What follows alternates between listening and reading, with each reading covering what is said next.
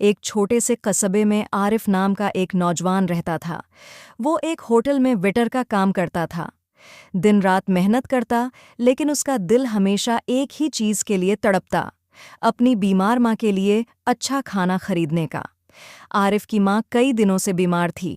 Doctor نے کہا تھا کہ اگر اچھی غذا نہ ملی تو حالت مزید بگڑ جائے گی، لیکن عارف کے پاس پیسے نہیں تھے۔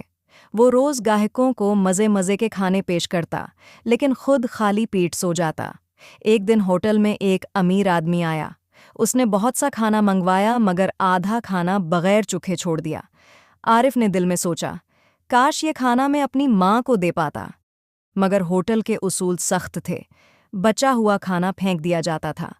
اس رات عارف نے دل پر پتھر رکھا اور چھپ کر وہ کھانا ایک تھیلے میں ڈال لیا۔ گھر پہنچا تو ماں نیند میں تھی۔ عارف نے کھانا رکھا اور خود چپکے سے سو گیا۔ صبح جب اٹھا، ماں نے کہا، بیٹا، یہ کھانا کسی نے آسمان سے بھیجا ہے کیا؟ خوشبو سے لگ رہا ہے جنت کا ہو۔ اللہ تمہیں خوش رکھے۔ عارف کی آنکھوں سے آنسو بہہ نکلے۔ اس نے ماں کو گلے لگایا، مگر جب اس نے وہی کھانے کا تھیلا دیکھا تو اس پر ہوٹل کا نام لکھا تھا اور ساتھ ایک نوٹس لگا تھا، چوری کرتے پکڑے گئے تو نوکری ختم۔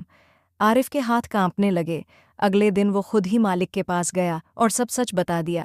مالک کچھ دیر خاموش رہا، پھر بولا، تم نے چوری نہیں کی بیٹے، تم نے ماں کے لیے محبت کی ہے۔